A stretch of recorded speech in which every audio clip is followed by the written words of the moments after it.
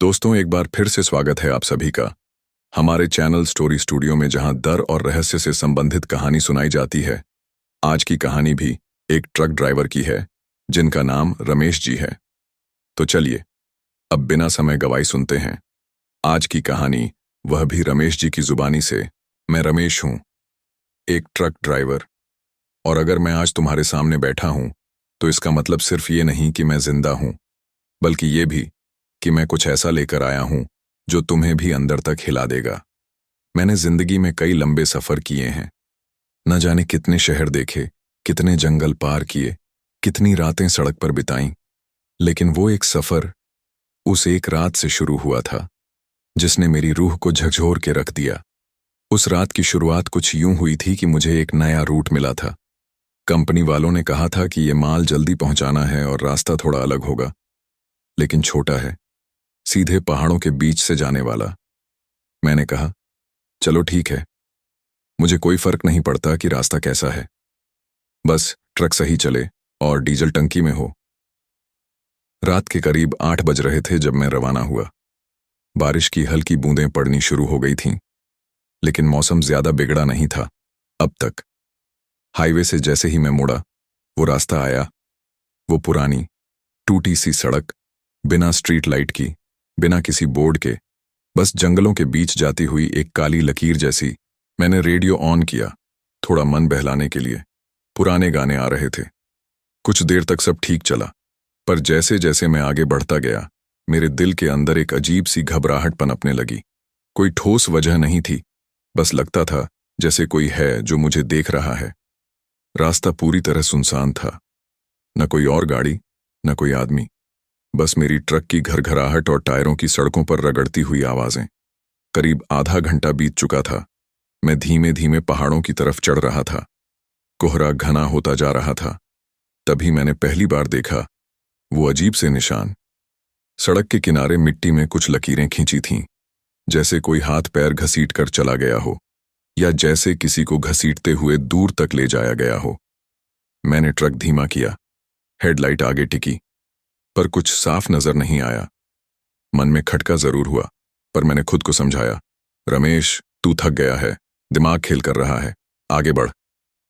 Truck फिर से रफ्तार में आया, लेकिन तभी विंडशील्ड पर बस एक पल के लिए किसी की परछाई दिखी, औरत की। वो चेहरा साफ नहीं था, पर मुझे लगा जैसे वो मुझे घूर रही हो। मैंने झटके से ब्रेक मारा। ट्रक एक झटका खाकर रुका। मैं हड़बड़ाया, शीशा देखा, बाहर देखा, कुछ नहीं था, सिर्फ कोहरा और मेरी अपनी उलझी हुई सांसें। क्या सच में कुछ देखा मैंने खुद से पूछा।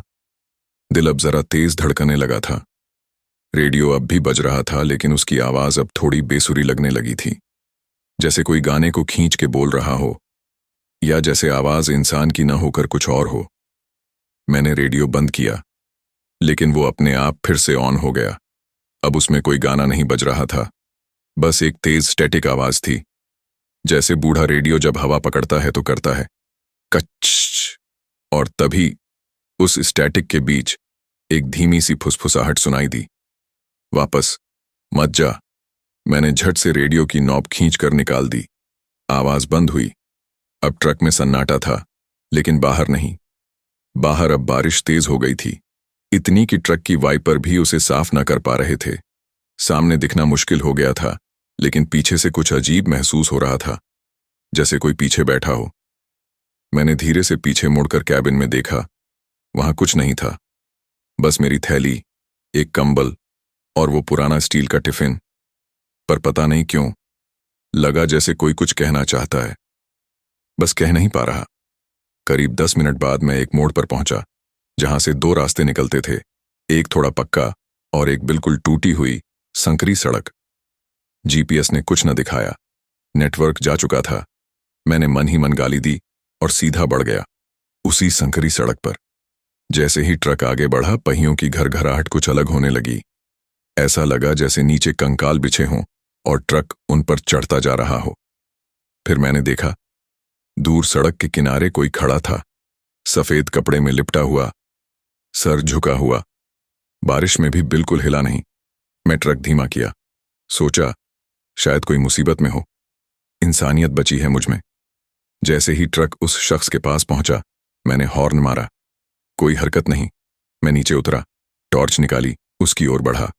टॉर्च की रोशनी उसके चेहरे पर पड़ी और मैं वहीं जम गया। वो चेहरा, वो इंसानी नहीं था। आंखें गड्ढों जैसी खाली, चेहरा सड़ चुका, होंठों से खून बहता हुआ। और जैसे ही मैं चिल्लाने को हुआ, वो गायब हो गया। हाँ, एकदम गायब, जैसे हवा में उड़ा दिया किसी ने। मैं दौड़ता हुआ ट्रक में लौटा, दरवाजा बंद किया और इंजन ऑन किया, पर इंजन भी अब थरथरा रहा था, जैसे डर गया हो। ट्रक ने जब दोबारा रफ्तार पकड़ी, तब मेरी रूह हल्की हुई। मैंने खुद को 2-3 थप्पड़ मारे। सब वहम है रमेश, तू पगला गया है क्या? लेकिन अंदर कहीं कुछ कह रहा था, शुरुआत हो चुकी है। मैंने ट्रक की स्पीड और बढ़ा दी। सड़कों पर टायरों की चरमराहट और बारिश की थपकियों के बीच मेरा दिमाग अब सवालों से भर चुका था। मैं उस चेहरे को भूलने की कोशिश कर रहा था, पर जितना भूलना चाहता, वो उतनी ही गहराई से याद आता गया। वो गड्ढे जैसी आंखें, वो सड़ा हुआ चेहरा और उसका गायब हो जाना, जैसे वो कभी था ही नहीं। अचानक मेरी नजर फिर पड़ी। सड़क के दाईं ओर वही अजीब निशान फिर से दिखाई दिए, जैसे किसी को घसीटा गया हो। मिट्टी खींचती चली गई थी, एक लंबी रेखा में। इस बार निशान और भी साफ थे। वो नए लगे, जैसे कोई अभी अभी यहां से खींचा गया हो। मैंने ट्रक धीमा किया। बारिश अब कम थी, लेकिन कोहरा और भी घना हो चुका था। ट्रक की हेडलाइट की रोशनी में वो निशान और डरावने लग रहे थे। एक लकीर, दूसरी लकीर, और उनके बीच गहरे पंजों के निशान। हाँ, पंजों के। इंसानी पैरों जैसे नहीं, बल्कि जानवर जैसे, या शायद इंसान और जानवर के बीच की कोई चीज। दिल कह रहा था, मत रुक, पर एक बेचैनी भीतर से मुझे पीछे खींच रही थी, जैसे कोई सवाल जवाब मांग रहा हो। मैंने ट्रक साइड में लगाया और टॉर्च लेकर बाहर निकला। बारिश की बूंदें अब रुक चुकी थीं, पर पत्तों पर टपक रही थीं। अजीब सी खामोशी थी, जैसे जंगल ने खुद अपनी सांस रोक ली हो। टॉर्च की रोशनी में मैंने मिट्टी की ओर झुक कर देखा। वो निशान सच में ताजे थे, और तभी हवा में हल्का सा कंपन हुआ और मेरे कानों तक एक सरसराहट सी पहुंची, जैसे कोई पेड़ों के बीच से मेरे बेहद पास से गुजरा हो। मैंने टॉर्च घुमाई। पेड़ हिले नहीं, पत्ते नहीं डोले, लेकिन मुझे महसूस हुआ, कोई है, बहुत पास। कौन है? मैंने घबराई सी आवाज में पूछा, और जवाब में एकदम सन्नाटा। मैंने 2 कदम पीछे लिए, टॉर्च नीचे की, और मेरी सांसें वहीं अटक गईं। मेरे ठीक पीछे मिट्टी पर मेरे पैरों के निशान के साथ साथ कोई और के कदमों के निशान थे, गीले, भारी, पंजों जैसे, जो मेरे पीछे से चले आए थे, जैसे वो मेरे साथ चल रहा था। लेकिन मैं अकेला था, है ना? मैं भागते हुए ट्रक में चढ़ा और दरवाजा बंद किया। सांस तेज चल रही थी, पर ट्रक का इंटीरियर ठंडा और शांत लग रहा था। मैंने स्टीयरिंग थामा, और जैसे ही इंजन स्टार्ट किया, उस वक्त पहली बार लगा जैसे ट्रक खुद कांप रहा हो। जैसे इंजन नहीं, किसी की धड़कन चल रही हो उसके भीतर। मैंने खुद को फिर से संयमित किया और ट्रक आगे बढ़ा। रेडियो अब भी बंद था, पर उसी बंदी के बीच एक फुसफुसाहट कानों तक आई। पर अब बाहर से नहीं, ट्रक के अंदर से, पीछे की सीट की ओर से। मैंने शीशे में देखा और मेरे हलक से चीख निकलते निकलते रह गई। पीछे की खिड़की पर उंगलियों के निशान थे, 4, फिर 5, और फिर जैसे किसी ने पूरी हथेली से खिड़की को रगड़ा हो। और अचानक खिड़की के शीशे पर नमी की परत पर एक शब्द उभरा, देख। मैंने तुरंत शीशा पोंछा, पीछे देखा, कोई नहीं, पर वो निशान वहीं रह गए। ट्रक चलता रहा, पर मेरे दिमाग में अब सन्नाटा नहीं था। अंदर कोई था, और अब वो खेल शुरू कर चुका था। कोहरा घना हो चुका था। सड़क अब दिखाई नहीं दे रही थी, पर तभी एक झिलमिलाहट सी दिखी, जैसे ट्रक के आगे कोई चल रहा हो। एक औरत, सफेद साड़ी में, धीरे धीरे चलती हुई। मैंने हॉर्न मारा। वो रुकी नहीं, बस चलती रही। उसका चेहरा अब भी नहीं दिखा, बस गीले बालों की लटें और भीगते कपड़े हवा में हिल रहे थे। मैंने ट्रक धीमा किया, पास आकर हॉर्न फिर बजाया, और इस बार उसने मुड़कर देखा। लेकिन चेहरा नहीं था उसका, सिर्फ एक काली खाई, आंखों की जगह खाली छेद, और एक फटा हुआ मुंह जो कुछ कह रहा था, पर आवाज नहीं निकल रही थी। मैंने ट्रक को झटके में मोड़ा और आगे बढ़ा। टायर सड़क पर फिसले, एक दरख्त से ट्रक का साइड टकराया और मैं फिर से ट्रक के भीतर बैठा कांपने लगा। कुछ मिनट बाद ट्रक अब फिर से सीधे रास्ते पर था, पर अब तक मुझे साफ समझ आ गया था, मैं इस सड़क पर अकेला नहीं हूं। कोई है जो चाहता है कि मैं देखूं, जानूं और शायद भुगतूं भी। मुझे अब याद आने लगा, ये वही रूट था जिसके बारे में पुराने ड्राइवर बात करते थे। कहते थे यहां हादसे होते हैं, कहते थे यहां से कोई वापस नहीं आता, अगर लौटता है तो पूरा नहीं। पर मैंने कभी यकीन नहीं किया। और आज मैं उसी रास्ते पर था। पीछे शीशे में देखा तो कुछ नहीं था, पर फिर से अचानक विंडशील्ड पर वही परछाई दिखी, औरत की, लेकिन अब पहले से और पास, और उसके होंठों पर एक शब्द मैंने साफ देखा। शुरुआत मैंने ब्रेक दबाया, लेकिन ट्रक मानो सुन्न हो चुका था। मेरे हाथ स्टीयरिंग पर थे, पैर ब्रेक पर ट्रक रुका नहीं। कुछ सेकंड के लिए मुझे लगा जैसे मैं ट्रक नहीं चला रहा, ट्रक खुद मुझे कहीं लिए जा रहा है। उस औरत की परछाई अब गायब हो चुकी थी। शीशा फिर से खाली हो गया था, पर उसके होंठों की वो हरकत, शुरुआत, वो दिमाग में घोंसले की तरह जम चुकी थी। मैंने डरते हुए रेडियो की तरफ देखा, जो अब तक बंद था। मैंने अपनी उंगलियों से उसके नॉब को घुमाया नहीं, लेकिन फिर भी जैसे ही ट्रक ने अगला मोड़ लिया, रेडियो अपने आप चालू हो गया। पहले वही पुराना स्टैटिक कच, फिर धीरे धीरे एक धीमी सी सांस लेने की आवाज, जैसे कोई बेहद करीब बैठा हो और सीधे माइक में सांस ले रहा हो। मैंने घबराकर रेडियो की आवाज कम करनी चाहिए, नॉब घुमाया, पर आवाज बढ़ती गई। अब स्टैटिक के पीछे से कुछ और सुनाई देने लगा, खरोंचने की आवाज, जैसे कोई नाखून से रेडियो के भीतर कुछ कुरेद रहा हो। और फिर वो आवाज इंसानी नहीं थी, एकदम भारी, गहरी और अंदर तक चीर देने वाली। तू आ गया है, अब जाना नहीं होगा। मेरे हाथ कांपने लगे। मैं रेडियो को तोड़ देने को हुआ, लेकिन तभी एक झटका लगा, ट्रक ने जैसे अपने आप ब्रेक मारा हो। मैंने तुरंत खिड़की से बाहर झांका। सामने कुछ नहीं था, लेकिन जब मैंने नीचे झुककर सड़क देखी तो मेरी आत्मा सूख गई। सड़क पर बिल्कुल सामने लहू से लिखा था, मत रुको, देखो मत, पीछे मत देखो। मेरे हाथ से स्टीयरिंग छूट गया, माथे से पसीना टपकने लगा और पीठ से जैसे कोई बर्फ की लकीर उतर गई हो। मैंने रेडियो को खींच के बंद किया, लेकिन वो बंद नहीं हुआ। अब उसमें एक औरत की सिसकी सुनाई देने लगी थी, जैसे कोई कोने में बैठा हो और धीरे धीरे अपने गले से आहें निकाल रहा हो। और तभी ट्रक के भीतर की लाइट अचानक जल गई। मैंने शीशे में देखा, पीछे की सीट पर कोई बैठा था, सफेद साड़ी में, घुटनों में चेहरा छुपाए हुए, कांपती हुई, सिसकती हुई। मैंने पलट कर देखा, कुछ नहीं था, सीट खाली थी, पर शीशे में साफ दिख रहा था, वो अब भी वहीं है। और जैसे ही मैंने दोबारा देखने की कोशिश की, मेरी आंखों के सामने सब काला हो गया। एक पल के लिए मैं बेहोश नहीं हुआ, लेकिन मुझे लगा जैसे मेरी आंखों के ऊपर किसी ने हथेली रख दी हो। और फिर वो आवाज मेरे कान में गूंजी, तूने देखा, अब तुझे दिखता रहेगा। मैंने आंखें जोर से बंद की, सिर झटका और जैसे ही नजरें खोलीं, ट्रक अब फिर से चल रहा था, लेकिन अब रेडियो पूरी तरह से खामोश था। सड़क अंधेरे में डूबी हुई थी।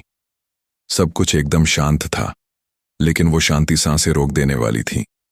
मैंने गला साफ किया, पानी की बोतल उठाई, एक घूंट पिया, और जैसे ही बोतल नीचे रखी, देखा ड्राइविंग सीट की बगल में गियर के पास एक लाल धागा बंधा हुआ था, जो वहां पहले नहीं था। मैंने उसे हाथ में लिया। वो किसी कलाई से उतारा गया था, गर्म था और उस पर खून की बूंदें थीं। उसके साथ एक कागज बंधा था, गीला, धुंधला, लेकिन उस पर लिखा था, तेरा रास्ता अब तेरा नहीं है। मैंने वो कागज फाड़ के फेंक दिया, लेकिन शब्द दिमाग में ऐसे चिपक गए जैसे किसी ने उन्हें मेरी त्वचा में उकेरा हो। मैंने ट्रक की रफ्तार बढ़ाई। अब रुकना नहीं था, लेकिन तभी ट्रक के बाहर कुछ चमका। सामने एक सड़क किनारे मील का पत्थर था और उस पर लिखा था, मौत की सीमा 13 किलोमीटर और नीचे, अगला मोड़ तुम्हारा नहीं। मैंने सिर घुमा के पीछे देखा। और अब मेरी ट्रक की पीछे वाली खिड़की खुली थी, जो मैंने लॉक की थी। ट्रक की छत से टप टप गिरती बूंदें अब खून की लग रही थीं, और रेडियो ने एक बार फिर बिना छुए खुद को चालू किया। इस बार सिर्फ एक ही शब्द गूंज रहा था, देख। मैंने दोनों हाथों से कान बंद कर लिए, पर वो आवाज़ रेडियो से नहीं, अब मेरे अंदर से आ रही थी। दिल धौंकने की तरह धड़क रहा था, सीने में घुटन महसूस हो रही थी।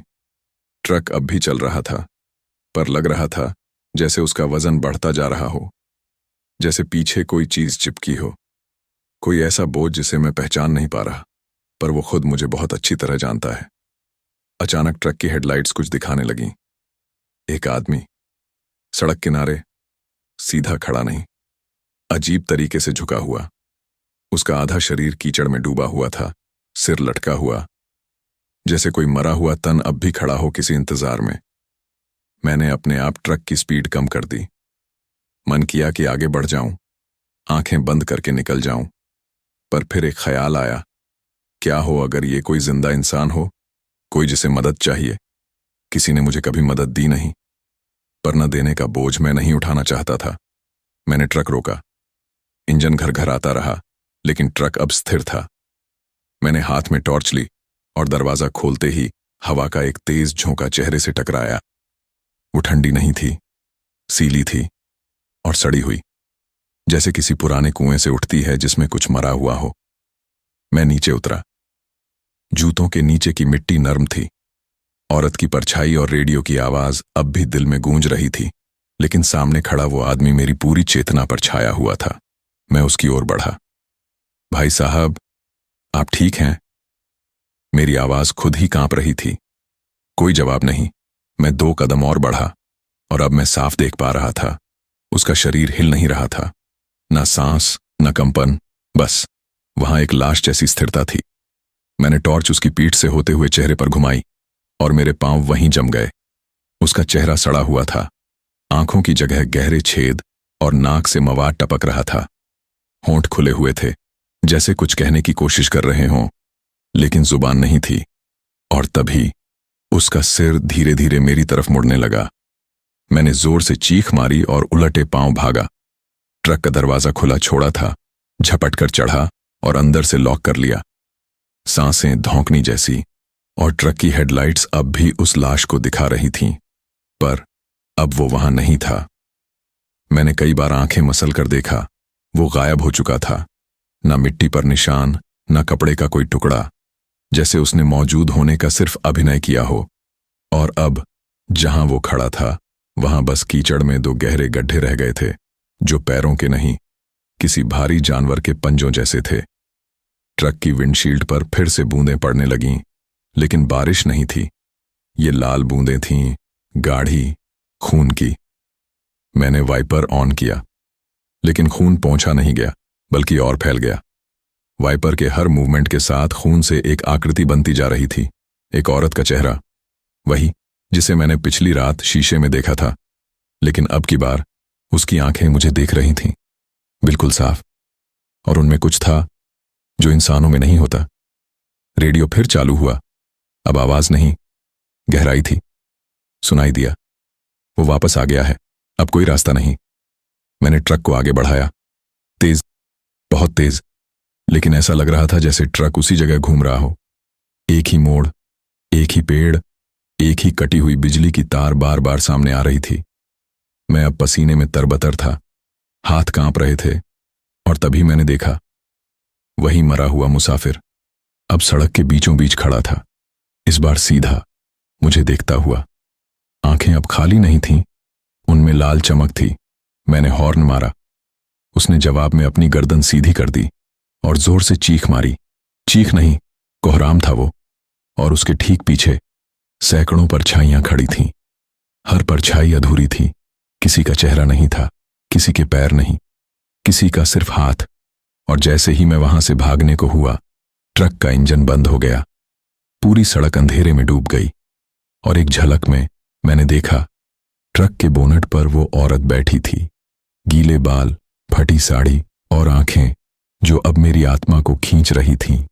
वो धीमे से झुकी, ट्रक के शीशे के पास आई, और उसके होंठ हिले। चल, अब तेरा रास्ता मेरा है।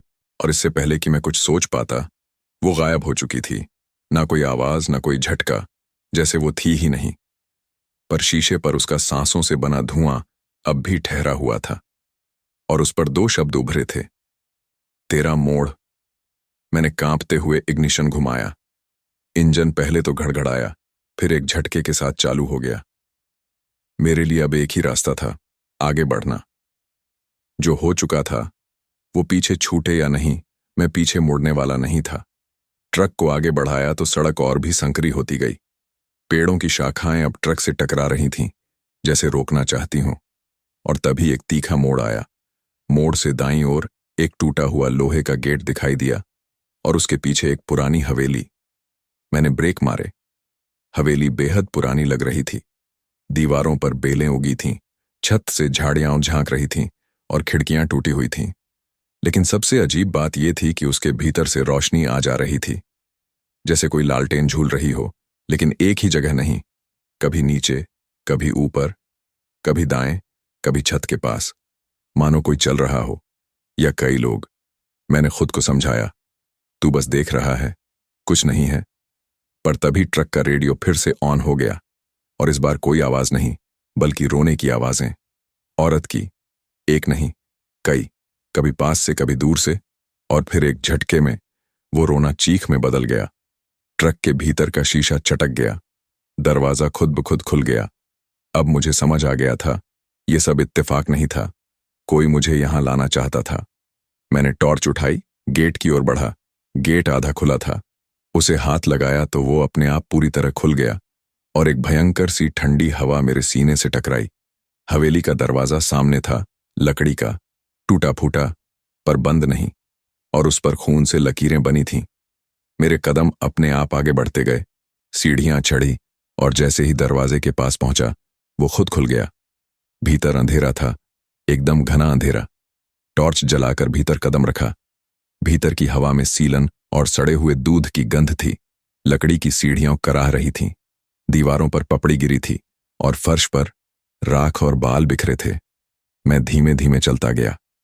हर कदम पर लगता जैसे जमीन नीचे से किसी की सांसों से हिल रही हो। तभी ऊपर की मंजिल से किसी बच्चे की हंसी सुनाई दी। मैं रुक गया।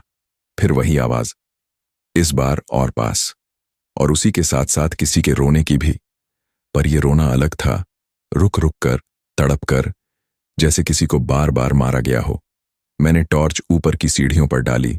वहां एक औरत की परछाई थी, ठीक ठाक ऊंचाई, लंबे बाल, झुका हुआ सिर।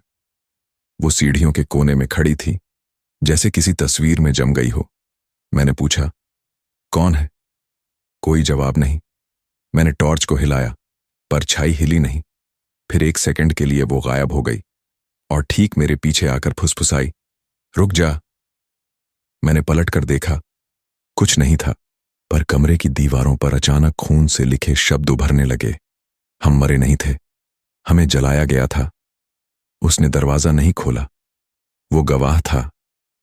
एक पल के लिए मेरी सांसें रुक गईं।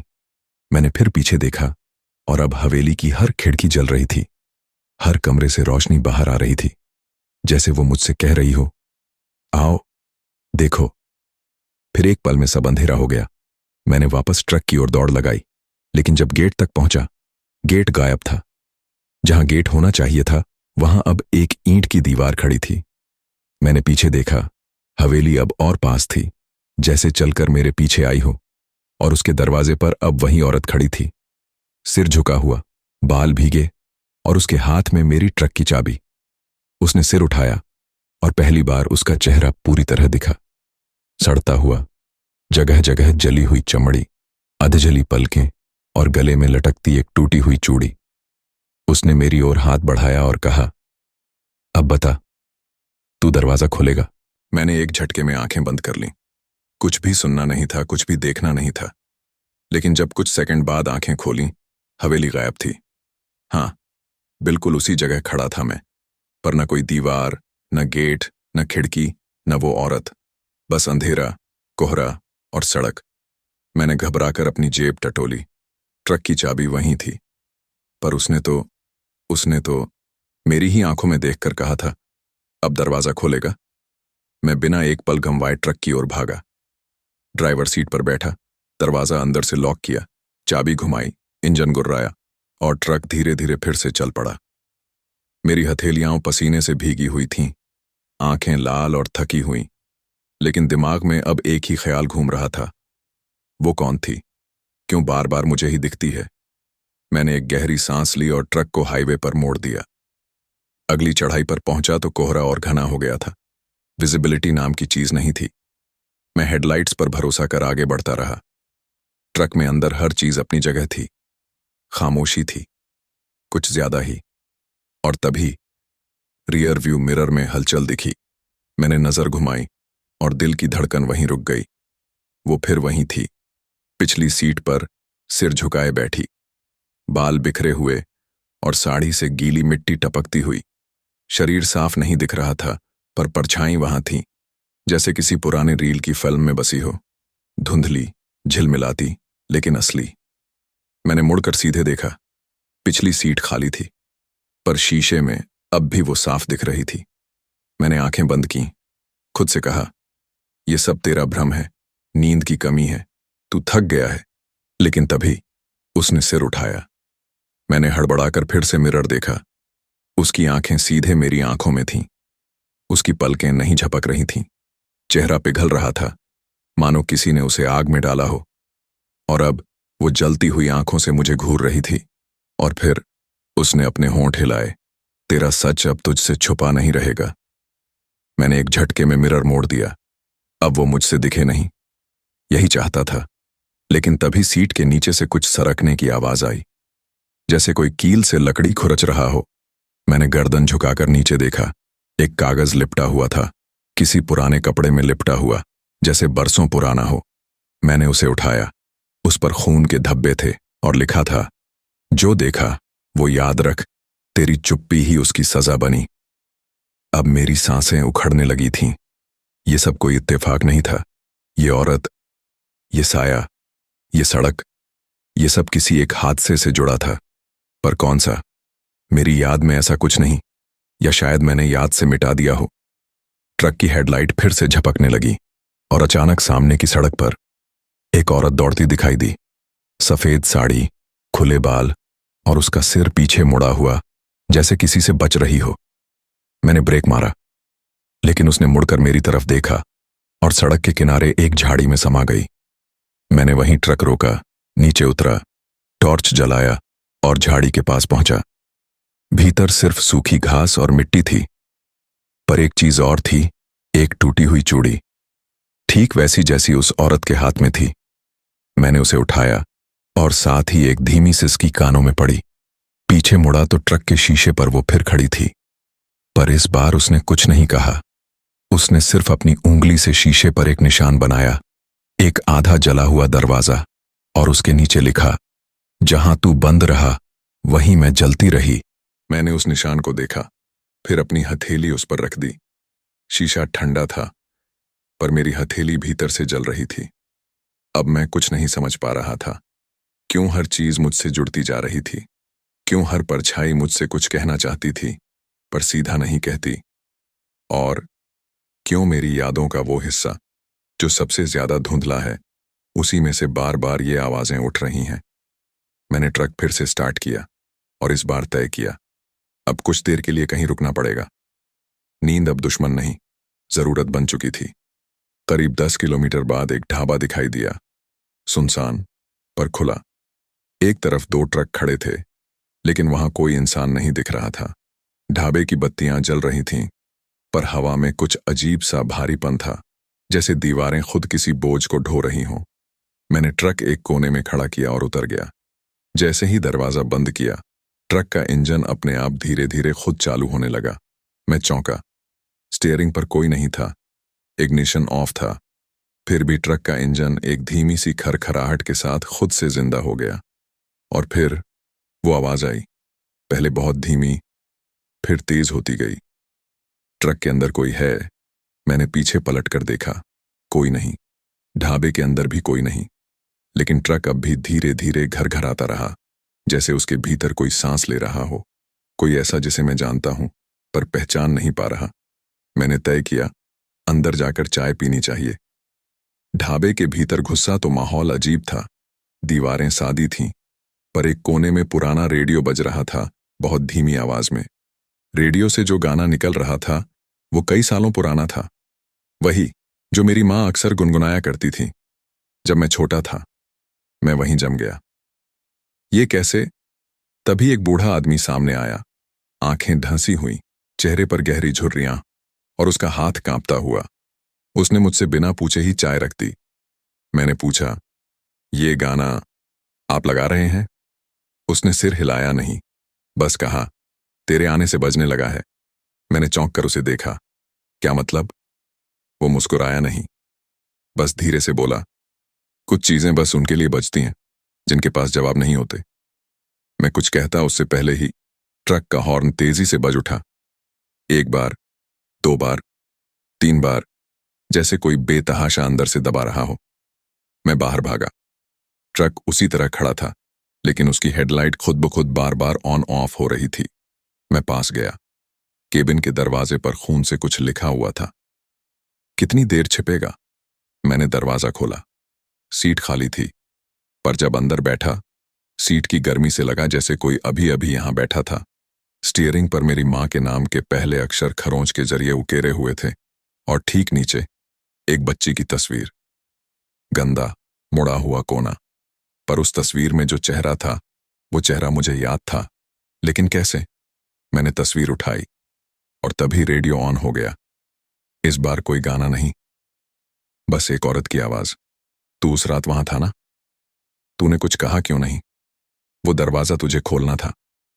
और उसी पल ट्रक का बोनट धीरे धीरे खुद ब खुद खुलने लगा। मैं उतरा, बोनट के पास गया। भीतर कुछ नहीं दिखा, सिवाय एक पुराने बंधे हुए कपड़े के। मैंने उसे खोला और अंदर था एक बच्ची का टूटा हुआ झुमका। मुझे सांस लेने में तकलीफ होने लगी, माथे से पसीना टपकने लगा। मैं जानता था ये वही झुमका है, पर याद नहीं आ रहा था कहां से। फिर एक आवाज आई, ठीक मेरे पीछे से, उस रात तूने कुछ नहीं किया, अब हर रात तुझे सब दिखेगा। मैंने पीछे मुड़कर देखा, कोई नहीं था, पर अब ट्रक की हर शीट पर उभरे थे खून के निशान, और हर निशान में वही शब्द, बार बार, गवाह, गवाह, गवाह। मैं ट्रक की सीट पर बैठा रहा, बिना पलक झपकाए उन शब्दों को देखता रहा। ऐसा लग रहा था जैसे हर हरफ मेरी रूह के अंदर उतर रहा हो, सीधा वहां जहां मैंने बरसों से कुछ दबा रखा था, कुछ ऐसा जिसे मैंने खुद से भी छिपा रखा था। पर अब वो सब बाहर आना चाहता था। मैंने सीट पर पड़ा वो झुमका जेब में रखा, इंजन चालू किया और धीरे धीरे ट्रक को फिर हाईवे पर चढ़ा दिया। कोहरा और घना हो चुका था।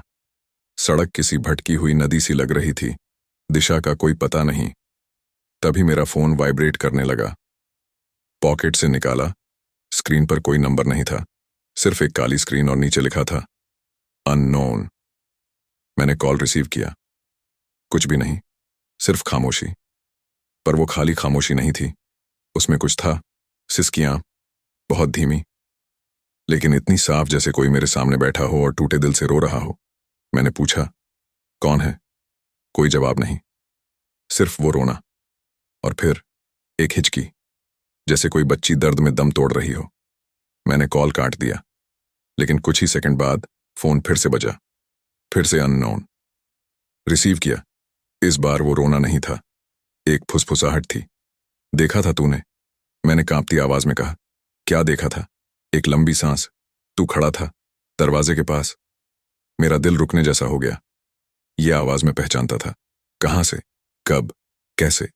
पर जवाब मिलने से पहले ही कॉल कट गया। मैंने फोन को घूर कर देखा, स्क्रीन अब भी बंद नहीं हुई थी। उस पर लिखा था, कॉल डिस्कनेक्टेड, 13 वर्ष पहले। मैं हड़बड़ाया। ये क्या मजाक था? क्या मेरा फोन खराब हो गया था? पर तभी फिर कॉल आया। अब की बार नंबर दिखा, 10 जीरो थे उसमें। मैंने हिम्मत करके फिर उठाया। इस बार वो आवाज और भी पास थी। मैं भागी थी, वो मेरा पीछा कर रहे थे। मैंने दरवाजा खटखटाया था ना? तूने खोला क्यों नहीं रमेश? मैंने डरते हुए फोन गिरा दिया। उसने मेरा नाम लिया था, मैंने उसे कभी बताया नहीं था। ट्रक अब भी चल रहा था, पर मेरी पकड़ अब स्टीयरिंग पर नहीं, मेरे गुनाह पर थी, या शायद किसी और के गुनाह की गवाही पर। फोन अब लगातार बज रहा था। हर बार वही रोना, वही आवाज, वही नाम, रमेश। रमेश, तूने देखा था ना, जब मुझे उन्होंने जलाया था, तू सिर्फ खड़ा रहा। अब मैं चीख पड़ा, मैं नहीं जानता तुझे, छोड़ दे मुझे, क्यों पीछे पड़ी है मेरे। पर फोन अब भी चालू था, और अब की बार आवाज में चीख नहीं थी, बस एक गहरी थकावट, क्योंकि अब तू भी वैसा ही करेगा जैसा उन्होंने किया। चुप। तभी ट्रक की विंडशील्ड पर अचानक कोई परछाई उभरी, ठीक सामने। मैंने ब्रेक मारा, ट्रक जोर से झटका खाकर रुका। सामने कोई नहीं था, पर हवा में एक अजीब सी गंध फैल चुकी थी, जैसे भीगे बाल, मिट्टी और जले हुए कपड़े। मैं बाहर निकला, हवा बिल्कुल बंद, लेकिन तभी ट्रक के पास से एक छोटी सी हंसी आई, एक बच्ची की। मैंने झट से मुड़कर देखा, पर वहां सिर्फ वही तस्वीर थी जो सीट पर रखी थी, पर अब उसके नीचे एक और लाइन लिखी थी जो पहले नहीं थी। तूने मुझे रोते हुए देखा था, अब मैं तुझे रोते देखूंगी। अब ये सिर्फ आवाजें नहीं थीं, ये सिर्फ कोई छाया नहीं थी, ये कुछ था बहुत निजी, बहुत पुराना और शायद बहुत अपराधी। मैं ट्रक में वापस चढ़ा। सांसें तेज थीं, माथे पर पसीना, और दिल जैसे मेरे सीने में नहीं, किसी और की मुट्ठी में धड़क रहा था। ट्रक में बैठकर मैंने दरवाजा बंद किया, खिड़कियां चेक की, सब बंद थीं। स्टीयरिंग पर हाथ रखा और एक बार खुद से कहा, कुछ नहीं है, ये सब दिमाग है, सब थकावट है। और तभी छटाक, मेरी बाईं ओर की खिड़की की कुंडी अपने आप खुल गई। मैंने तुरंत देखा, खिड़की धीरे धीरे खुल रही थी, बिना किसी हवा के, बिना किसी हाथ के। खिड़की से बहुत हल्की सर्द हवा आई, और साथ ही एक महक, वही महक जो भीगी राख और मिट्टी की मिलीजुली बदबू जैसी थी। मैं जमी हुई आंखों से खिड़की को देखता रहा, और फिर खिड़की से कुछ गिरा, बहुत धीरे, जैसे किसी ने बड़ी नरमी से रखा हो। मैंने नीचे झुककर देखा, एक जली हुई रिबन, काले रंग की थी, लेकिन उसके किनारे अब भी सुलग रहे थे। मैंने झिझकते हुए हाथ बढ़ाया, जैसे ही छुआ, उंगलियां जल गईं। मैं चौंक कर पीछे हुआ। रिबन अब ट्रक की सीट पर थी, और उसकी परछाई किसी इंसान जैसी थी। हाँ, रिबन की परछाई में एक लड़की का चेहरा उभरता दिख रहा था, बाल खुले, आंखें बुझी हुई, और होठों पर वो सवाल, क्यों नहीं खोला। मैंने सीट से उठकर खिड़की बंद करनी चाहिए, पर वो अब बिल्कुल नहीं बंद हो रही थी, जैसे कोई उस पर हाथ रखे हो अंदर से। और तभी फोन फिर से बजा। मैंने एक झटके में उठाया। स्क्रीन फिर ब्लैंक, सिर्फ एक लाइन चमक रही थी, अब तुझे भी देख लिया। कानों से फिर वही आवाज आई, बहुत धीमी, बहुत पास, जैसे कोई मेरे कान में फुसफुसा रहा हो, तेरी नींद मेरी नींद बनेगी अब। जो तूने देखा, अब वो सब तुझे सोने नहीं देगा। फोन अब खुद ब खुद स्पीकर पर चला गया, और एक नई आवाज आई, इस बार एक बूढ़ी औरत की। जो आंख देख ले और जुबान बंद रखे, उसका हिसाब यही होता है। मैंने फोन दूर फेंका, खिड़की के बाहर देखा, और सामने की सड़क पर वो लड़की खड़ी थी, सफेद कपड़ों में, बालों में वही जली रिबन, और हाथ में एक ताले वाली जंजीर। उसने मेरी तरफ देखा और सिर झुका लिया, जैसे कोई शिकायत नहीं, सिर्फ इंतजार कर रहा हो। मैंने ट्रक स्टार्ट किया, गियर बदला, और सीधे उस दिशा में गाड़ी बढ़ा दी जहां वो खड़ी थी। लेकिन जब वहां पहुंचा तो वो गायब थी। मैंने ट्रक रोका, उतरा। सड़क सुनसान थी, आसपास सिर्फ पेड़, कोहरा और सन्नाटा। फिर मैंने नीचे देखा, खिड़की के ठीक नीचे जमीन पर चंद लाइनें उभरी थीं। मिट्टी पर किसी ने उंगलियों से लिखा था, उसी रात जब तूने कुछ नहीं कहा, तब मैंने सब कुछ देखा, अब तू भी देख। मैंने धीरे से मुड़कर ट्रक की ओर देखा, और अंदर सीट पर अब वो तस्वीर नहीं थी। उसकी जगह पड़ा था एक पुराना खत। मैंने खोला, अंदर लिखा था, 13 साल पहले, उसी मोड़ पर जब वो भाग रही थी, तू सामने था। और खत के पीछे लगी थी पुलिस रिपोर्ट की फोटो, एक लड़की का नाम, उसकी मौत की तारीख, और नीचे गवाह का नाम, रमेश कुमार। मैंने हाथ में पकड़ा वो खत दोबारा पढ़ा, एक बार नहीं, 3-4 बार। हर बार वो लाइनें और भारी हो जाती, जैसे शब्दों के अंदर ही घुटी हुई चीखें भरी हों।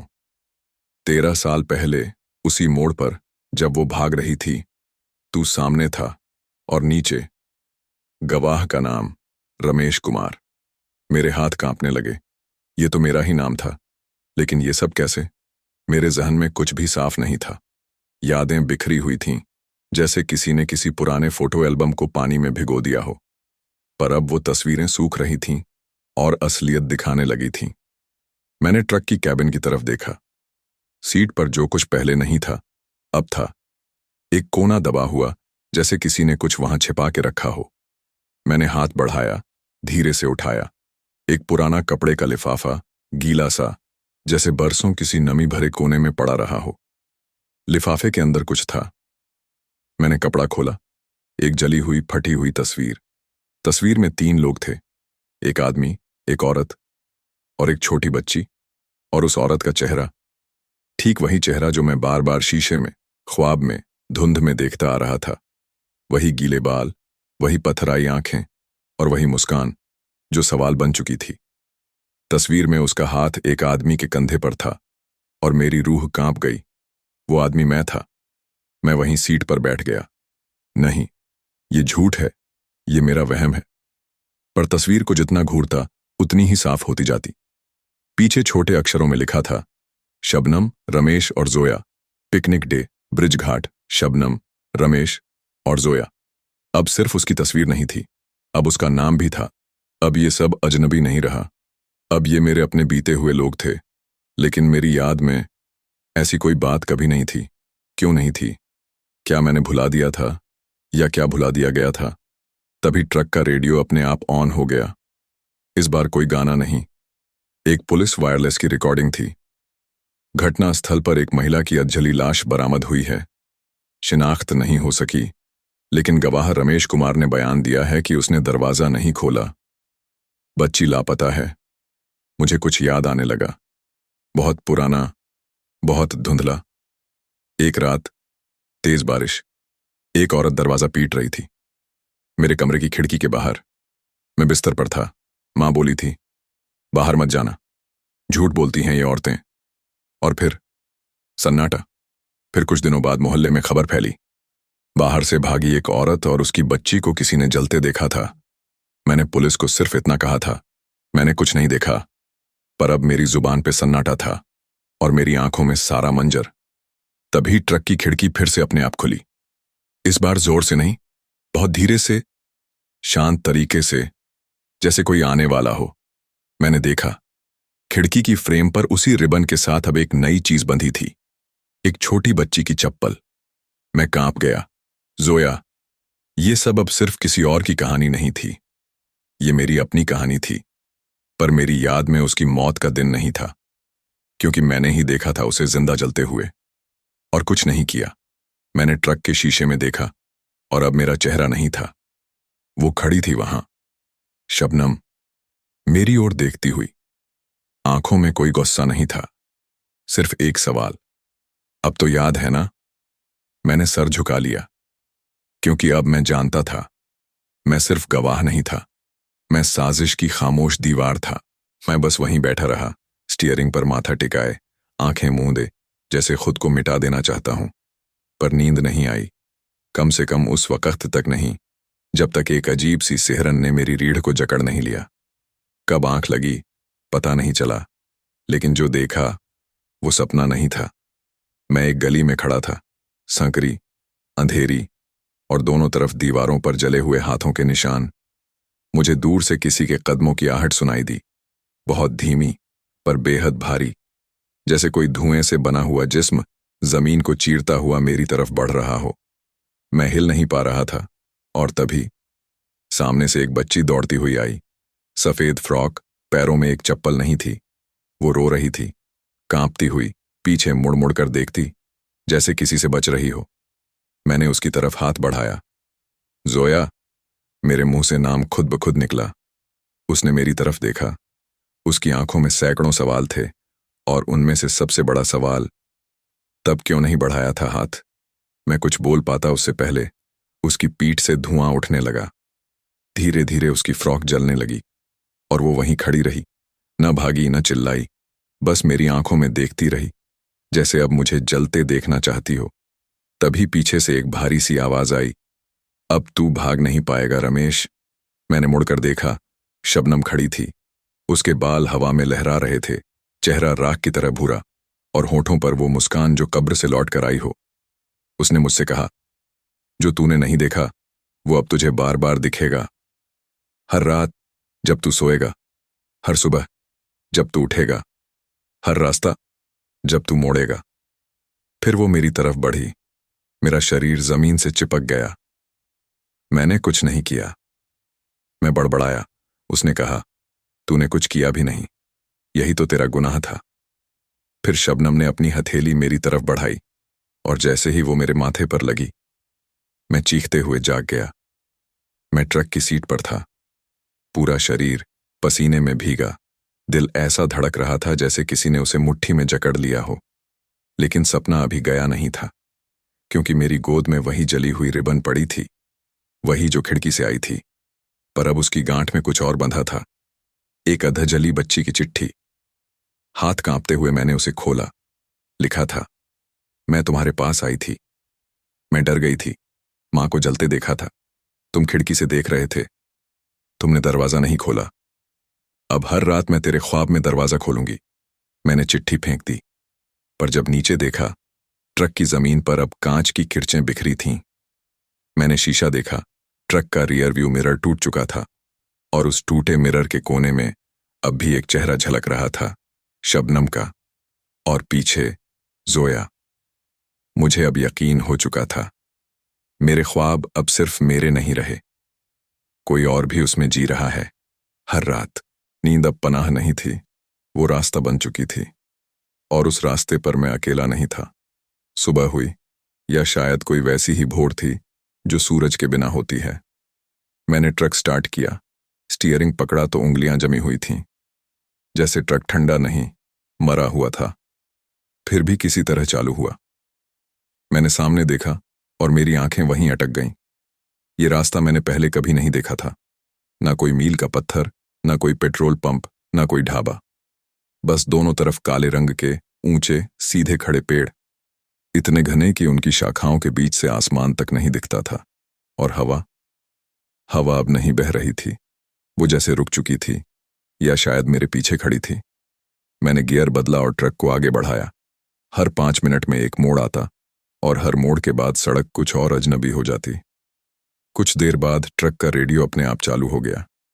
कोई संगीत नहीं, कोई स्टेशन नहीं, सिर्फ एक आवाज, तू याद नहीं करता रमेश, पर हम तो तुझे भूले ही नहीं। मैंने तुरंत बंद किया, पर अब आवाज रेडियो से नहीं, ट्रक के अंदर से आने लगी थी। सीट के नीचे से, डैशबोर्ड के पीछे से, या शायद मेरे दिल के अंदर से। सड़क पर दोनों तरफ अब अजीब अजीब निशान दिखाई देने लगे। पहले लगा जैसे पेड़ों पर बस धूल और काई जमी है, पर गौर से देखने पर हर पेड़ की छाल पर एक नाम लिखा था, राख जैसे उभरे हुए अक्षरों में, शबनम, जोया, रमेश। और जब मेरी नजरें तीसरे नाम पर अटकीं तो दिल धड़का। रमेश लिखा था, लेकिन उसके नीचे छोटे छोटे अक्षरों में एक तारीख थी, जिस दिन तूने दरवाजा नहीं खोला था। मैंने ट्रक रोका, उतरा, पेड़ के पास गया और हाथ से उस नाम को छुआ। अंगुलियां ज्यों ही उस नाम को छूती, एक झटका सा लगा और पेड़ की छाल से खून टपकने लगा। हाँ, लाल, गाढ़ा, गरम खून। मैं चौंक कर पीछे हटा, और तभी चारों तरफ की शाखाएं अचानक हिलने लगीं। कोई हवा नहीं थी। फिर ये पेड़ क्यों कांप रहे थे? और तभी कोहरे के भीतर से कुछ चलता हुआ दिखा। एक परछाई, फिर दूसरी, फिर दर्जनों। सारे पेड़ जैसे अब इंसानों में बदलते जा रहे थे। उनकी शाखाएं बाहें बन रही थीं, उनकी छाल जलती हुई खाल जैसी लग रही थी, और उनकी आंखें सिर्फ मेरी तरफ देख रही थीं। मैंने ट्रक की ओर दौड़ लगाई, पर ट्रक अब वहां नहीं था। जिस जगह ट्रक खड़ा था, वहां अब एक गहरा काला गड्ढा था, और उसके किनारे पर एक लकड़ी का बोर्ड रखा था, जिस पर कोयले से लिखा था, अब तू भी इस रास्ते का हिस्सा है। मैंने पीछे मुड़कर देखा, रास्ता गायब था। कोहरा मेरी आंखों तक चढ़ आया था, सांस लेना मुश्किल हो रहा था। और तभी रमेश वही आवाज जो ख्वाबों में आई थी, जो दरवाजे के बाहर गूंजती थी, जो कभी मदद मांगती थी, अब हिसाब मांग रही थी। मैंने डरते हुए पूछ लिया, क्या चाहिए तुझे? और कोहरे के बीच से जवाब आया, जो तूने छुपा रखा है उसकी याद, जो तूने दबा दिया उसका सच, जो तूने देखा वो अब तुझे भी देखेगा। मैं वहीं घुटनों पर गिर पड़ा। कोहरा अब मेरे अंदर घुस चुका था और फिर एक सर्द उंगली मेरे कंधे पर आकर ठहर गई। वो जमी हुई थी, जैसे मौत के कई सालों बाद किसी ने छू लिया हो। मैं कांपते हुए पीछे मुड़ा और वहां शबनम खड़ी थी, जैसे वो कोहरे से नहीं मेरे दिल के पापों से बनी हो। आंखें पथराई हुई, होंठ सीले हुए, पर उनमें एक झलक थी, ममता की नहीं, एक अधूरी बात की। मैंने अपनी सांसें रोक लीं, लेकिन उसने कुछ नहीं किया, सिर्फ मेरी आंखों में देखती रही। और फिर बहुत धीमे से, जैसे कोई टूटी हुई घंटी बजे, एक मासूम आवाज आई, मां। मैंने गर्दन घुमाई। वहां जोया खड़ी थी, छोटी सी गीली जमीन पर नंगे पांव, एक चप्पल हाथ में लिए। वो मेरी तरफ नहीं देख रही थी, वो अपनी मां की तरफ देख रही थी। और पहली बार शबनम की आंखों से आंसू बहने लगे। मैं वहीं घुटनों पर बैठ गया। तुम दोनों को, मैंने बोला, मैंने ही खो दिया। तुम्हें देखा था, मगर दरवाजा नहीं खोला। माफ करो मुझे। शबनम ने अपनी बेटी का हाथ पकड़ा। उनकी उंगलियां मिलीं और अचानक कोहरा पीछे हटने लगा। जंगल के पेड़, जो इंसानों की शक्ल में कांप रहे थे, अब फिर से लकड़ी के ठंडे ढांचे बन गए। शबनम और जोया अब इंसान नहीं रहीं, वे याद बन चुकी थीं।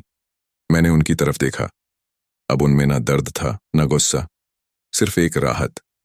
शबनम ने बस एक आखिरी बात कही, अब जब तूने सब देख लिया, अब जब तूने मान लिया, अब हम जा सकते हैं। और फिर वो दोनों धुंध में विलीन हो गए। पर इस बार धुंध डरावनी नहीं थी, वो शांति की चादर थी। मैं उठ खड़ा हुआ।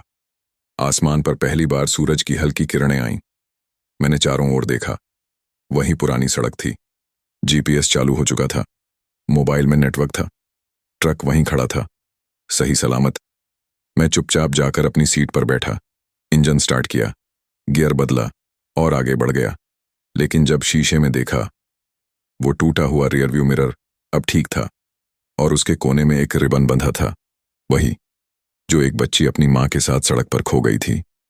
अब वो मेरे साथ नहीं थी, पर अब मैं अकेला भी नहीं था, क्योंकि अब मैंने देख लिया था और अब वो आवाज हमेशा के लिए शांत हो चुकी थी। तो दोस्तों, यह थी मेरी जिंदगी के सफर में घटी एक सच्ची घटना। किया आपको ये कहानी अच्छी लगी? अगर अच्छी लगी हो तो कमेंट में जरूर बताएं। मैं आप लोगों के कमेंट का इंतजार करूंगा। धन्यवाद।